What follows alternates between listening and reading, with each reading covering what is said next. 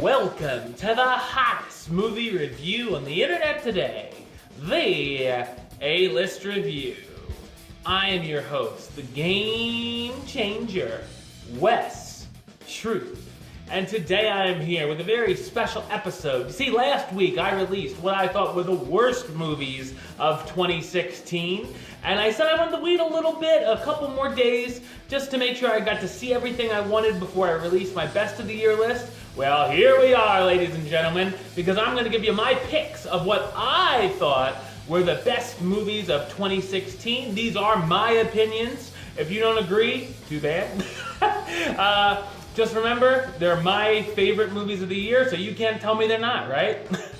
But ladies and gentlemen, last week I said there were a lot of bad movies, but for every bad movie there was one that was pretty darn good. So I came up with a big list. There were some I had to leave off. There's going to be a lot of surprises on here. There were a lot of movies that were on the list and then unfortunately didn't make the cut at the end of the year. There was a lot of going back and forth on my part of what should be in and what shouldn't. So I have a lot of honorable mentions and some that just didn't even make the honorable mention cut that I thought really would have. But at the end there, at the last few months, I saw a lot of good stuff. So ladies and gentlemen, without any further ado, here it is, my list of the best movies of 2016. Alright, so first up, here are my honorable mentions that just missed the list by that much. And these are in no specific order. Starting it off, Patriots Day, Moana, Doctor Strange. That was one that I didn't make many people's lists that I thought at least should have been an honorable mention. I really enjoyed that one. Hell or High Water, Fences, Hidden Figures, Moonlight. I know it didn't make the list. Surprisingly, Kubo and the Two Strings. That was another one that a lot of people had on their best of. It couldn't quite make it on my list. 10 Cloverfield Lane, The Conjuring 2, what a great horror movie. And for the first time, I'm putting an honorable mention for a part of a film. I'm giving an honorable mention to the last 30 minutes of Rogue One, a Star Wars story, because it was awesome. All right, so here we go. Number 10, The Edge of 17, a hysterical and touching coming-of-age story starring Haley Steinfeld as Nadine. Things get complicated when her best friend since second grade begins dating her brother. Awkward. It contains some of the best comedy I've seen this year, as well as some truly heartbreaking things that happen as well. The scenes between Steinfeld and Woody Harrelson as her teacher are fantastic. It's one of the best high school movies I've seen since Juno, Mean Girls, or Easy A, and is full of heart and charm, and it's kind of a hidden gem that I feel certainly is worth seeking out. Number 9, A Monster Calls. I just saw this one a couple weeks ago. A 12-year-old boy named Connor going through some terrible times dealing with his mom's terminal illness, and he meets a fantastic tree creature who appears at his bedroom window. The monster tells Connor 3 stories which seem to parallel what's going on in his life right now, and after that, Connor must tell the monster his story, which will be his ultimate truth. This is a beautiful and emotional fantasy drama filled with spectacular visuals, including animated sequences when the monster tells 2 of the stories. It also has very strong and important messages throughout, and while it may not exactly be a feel-good story for little ones, it could help out people going through a similar situation. The cast, which includes Felicity Jones, how you doing, and Sigourney Weaver, are all great here as well. A Monster Calls is a moving and engaging experience I definitely recommend for those who can handle the issues that it deals with. Number 8, The Nice Guys. Numbers 10, 9, and 8 I feel are all criminally underwatched and really deserve more attention. This is a terrific comedy set in the 1970s, seeing Russell Crowe and Ryan Gosling team up to try to solve a murder and get in way deeper than either one of them could have ever imagined as bodies around them begin to pile up. This is one of the most unpredictable films I've seen this year, and it always kept me engaged to what would go down next. The chemistry between the duo is fantastic, and they both give great performances. Angourie Rice, who plays Gosling's daughter, steals the show in many of the scenes where she helps the guys. Criminally underseen when it was in theaters, The Nice Guys is a film I'll be recommending for years to come. Number 7, Manchester by the Sea. This is a movie that hit me hard. It's one of the most emotional films I've seen in years. Casey Affleck stars as a janitor who just lost his brother to a heart problem and becomes the guardian of his nephew. We're unsure why, but he doesn't think he would make the best guardian for the boy. We learn a lot via flashbacks, which are important and work very well. Particularly one flashback is one of the saddest things I've ever seen on screen. It's not all depressing, though. I love the relationship between Affleck and his nephew, played by Lucas Hedges, and there certainly are some lighter moments thrown in throughout. This is a movie I feel any fan of cinema needs to see. Number 6, Arrival. I went into this movie expecting it to be one thing, but was completely surprised by everything that happened. It's not just another alien invasion movie, thank God. When 12 spacecrafts touch down in 12 randomly placed different countries across the world, the government enlists the help of a decorated linguist to try to communicate with the beings to see what they have come to our world for. She, along with a physicist, make first contact with 2 aliens from behind a glass barrier. The cinematography is stunning. The creatures look great, and I was very interested in the scenes where the linguist communicated with the aliens. There is a subplot concerning the translator having flashbacks with her daughter, which becomes very important to the story. Toward the finale, there are some big twists that are revealed, some of which I saw coming, some of which I wouldn't have guessed in 1,000 years, and then make you rethink the whole movie. Some of it will be open into interpretation and will keep you thinking long after the credits roll. Amy Adams and Jeremy Renner do great work here. Arrival is an inventive sci-fi film that will play with your mind and will deliver on surprises. Number 5, Hacksaw Ridge. Based on a true story, Desmond Doss, a young man, enlists into the military during World War II to be a field medic and won't handle a gun or kill anyone after something that happened in his past.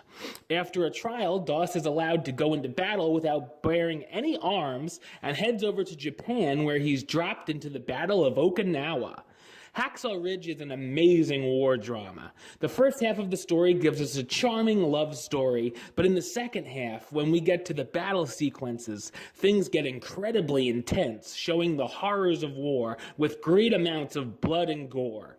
It's a truly incredible story to see play out on the screen, as he rescues 75 men, becoming a hero and earning the respect of his peers. The cast all give great performances, with Andrew Garfield and Vince Vaughn being standouts. Hacksaw Ridge is definitely one of the more powerful and emotional films I saw all year. Coming in at number 4, Zootopia. I went into this movie assuming I'd like it, but I didn't realize how much I'd love it. In a world where animals walk, talk, and have human jobs, prey and predator live in harmony. We meet a young bunny named Judy who dreams of becoming the first ever bunny cop, and years later graduates at the top of her class and is stationed in Zootopia. On her first day, Judy ends up meeting a sly fox named Nick, who ends up being a hustler. Soon thrown into a disappearing mammal case, Judy forces Nick to help her crack the case within 48 hours. This is an excellent animated adventure comedy. The animation looks great and really shines on the screen, and there are some terrific laughs and gags which will make the audience members of all ages smile. A highlight is the DMV, where all of the employees are sloths. There are some great messages of friendship and shooting for your dreams throughout. The investigation takes Judy and Nick through some very interesting situations, from a nudist colony to meeting a Godfather-like mob boss. The story truly is better than any buddy cop movie I've seen in recent memory. The voice cast is awesome, including Jason Bateman and Jennifer Goodwin. Smart and entertaining, Zootopia keeps the Disney Pixar success train rolling. Clocking in at number 3, Captain America Civil War. If you're a true Marvel Cinematic Universe fan, you had to be looking forward to this. After a rift between the Avengers about the government taking over control of when they suit up, some members side with Captain America and others with Iron Man. Tensions build and it results in a battle for the ages. It's filled with a great action sequences, including the big showdown between these iconic heroes. I found it interesting that I kept going back and forth on who was right in what situations. There is a darker tone here compared to some other Marvel films, but there certainly is a lot of fun to be had as well.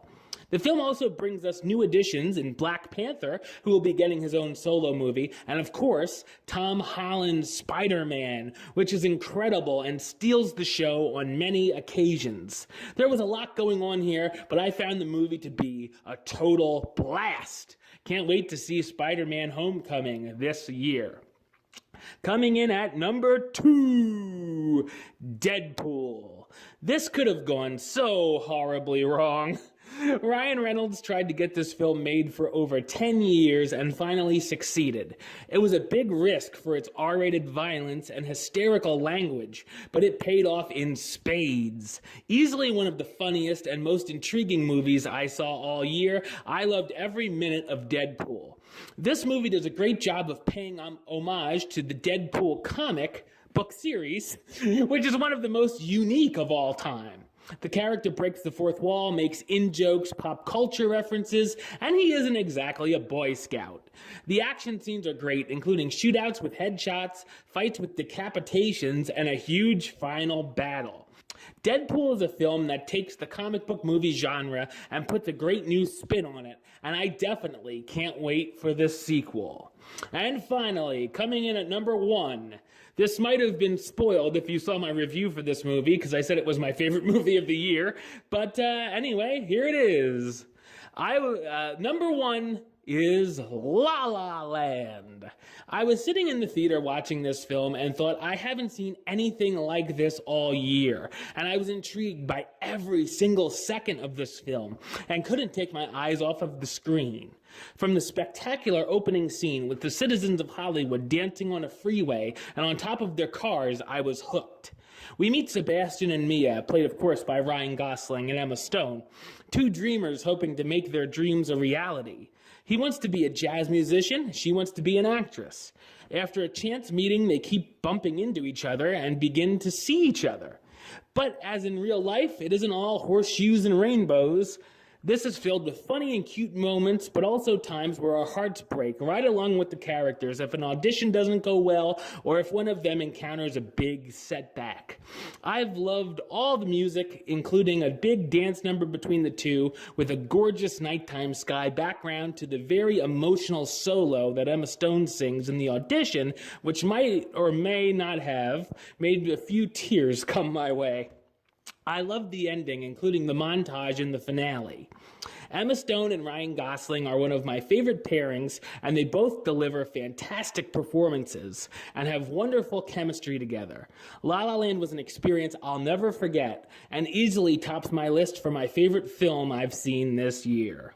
All right, well, that's the show. I'll be back with another review very soon. I will have an update on the status of my reviews coming very soon. There's been a little bit of a change with what I'm going to be doing, so make sure you tune in for that. But anyway, until then, don't forget to subscribe right here on YouTube.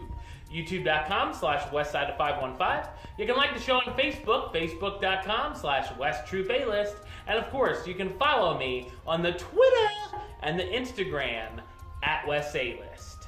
Until next time, Troop out.